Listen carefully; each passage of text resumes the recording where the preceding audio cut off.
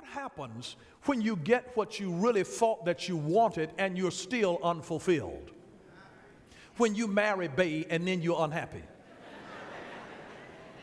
And you discover that Bay is leaving the toilet seat up or down and hair all over the place and got clothes all over here, and you want to remind them that you didn't marry a maid and that I'm not your mama.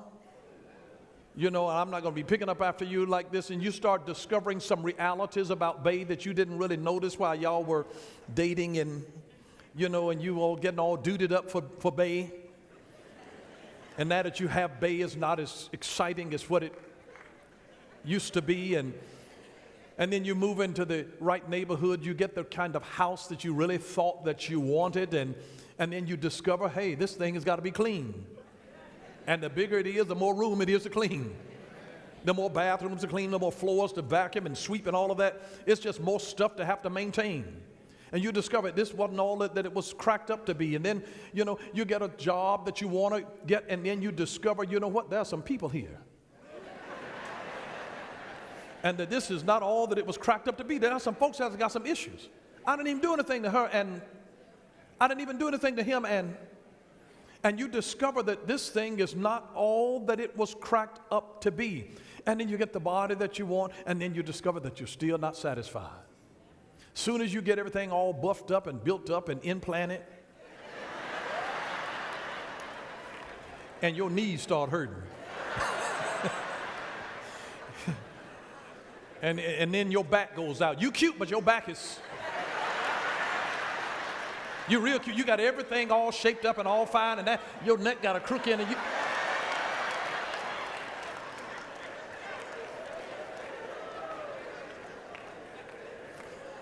But it's amazing. I mean, what do you do? What in the world do you do when you've got everything that you thought that you wanted, and then there's something that's still not okay in your soul? And that's why we need to stop every now and then and have a soul checkup. Here we are, we're losing our health trying to get our wealth, and then we have to spend our wealth trying to regain our health, and then our soul is all jacked up. Your soul can be messed up, and your soul is the real essence of who you are. So when your soul is messed up, you don't have any peace. Even though you've got stuff and people and things and position and title and influence and all of this kind of stuff, but if your soul is not at rest, if your soul, what do you do when you've gone through disappointment after disappointment, when you have dealt with rejection, when you have dealt with betrayal, when you have dealt with disappointment, when you have dealt with people that you loved that walked out of your life, or somebody that died and left you, and this didn't work out for you and that didn't work out, and all of a sudden now your soul is depleted. You are weary in your soul. What do you do? And we don't want to let people get in our business, so they ask us how we're doing, and we say, fine. Oh, hey, Gail, how you doing? Fine. I'm blessed and highly favored. Where you can't even really be honest with people about what's going on. And I've learned how to look through and see, because the eyes are the windows of the soul. And I know how to look in the windows even when a person is telling me everything is fine, this is fine. And I'm looking in the window and I'm seeing darkness. I'm seeing a cloud of depression.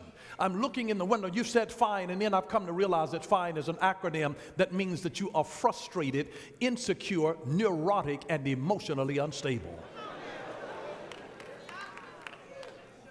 And to say, oh my goodness, and yet you are fine. But your soul is at turmoil. And so this is the Apostle John, that apostle that Jesus loved. And he's concerned that, I don't want you to just be doing well on the outside. I want you to be doing well on the inside. I want your soul to be okay. How are you doing since you've lost this? How are you doing now that you're in a new season in life? How are you doing that things have shifted and changed and they're no longer the way that they used to be? How are you handling life now? When was the last time that you really had an honest conversation where you can be genuine about who you are and where you are and the things that have changed in your life, to have some soul conversation? The most meaningful conversation that you'll ever have are the conversations that you have with yourself, where you can be honest about it, that I am not where I need to be, that my life has slipped somewhere, that this happened, and somehow I've expected, God, that you wouldn't let this happen to me, but now I have become hurt and offended. God, you let me down. You don't know the number of people that I know personally who are angry with God because of something that happened in their life, and they felt, God, you should have made sure that this didn't happen to me. I thought you had my back, and how could you let this happen to me? I'm your child. I love you. How could you let me be hurt this way, disappointed this way? How could you let me lose my place, lose my car, lose my relationship, lose my friend, lose my job? How could this happen to me? I was so close to my dream coming to fulfillment, and then looks like it just all dissipated and seeped through my hands. How could you let this happen to me? And we realized we need a little soul care. And please don't misunderstand this, but self-care and selfish are two different things. To take care of yourself is not being selfish. You've got to take care of your soul. It amazes me how we are so meticulous to take care of all of the external things that oftentimes at the end of the day they don't mean a whole lot. You can still look good for a long time, all shined up, and yet dried up. And see, God wants to deal with that dryness. Because you can live for a certain length of time, and all of a sudden you go through a dry spirit period in your life where your soul is dry. And the same Bible that you've been reading, and somehow you don't even get any life out of it now. And you try to pray, and it seems like your prayers don't even get above the ceiling. Because you're in a dry season. It's a dry spell. And you got to live, and your soul is not doing well. And who can you talk to? Because you look so well. Your leaf is shining so beautifully, and people think that you're all that in a bag of chips, and there are folks that want to be you. And little do they know that there's something that is parched down in your root system where you're just longing after the things that really matter in life.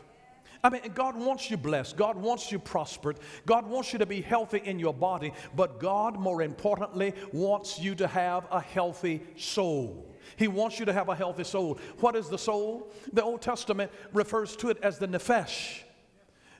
When God, after he had created man, then man became a living soul. He blew the breath of life into man's nostrils, and man became a Nephesh. He became a living soul. He became that soul. The difference between a soul and a spirit is that a spirit gives life, but a soul must receive life in order to live. And God, the pneuma, the spirit, breathed into man that was formed. He was lifeless. He was formed, but he had no life in him because he needed the breath of God. And it is the breath of God that makes us become a nephesh, a soul, a living soul. The New Testament, the word for soul there is the word suke. It sounds like psyche. It sounds like mind. And that's exactly what it is. It's your soul, your suke. And we have to get our souls saved. The suke. He's already redeemed our spirits, but our suke, our minds, it's amazing that our spirits are saved, but our minds are pagan.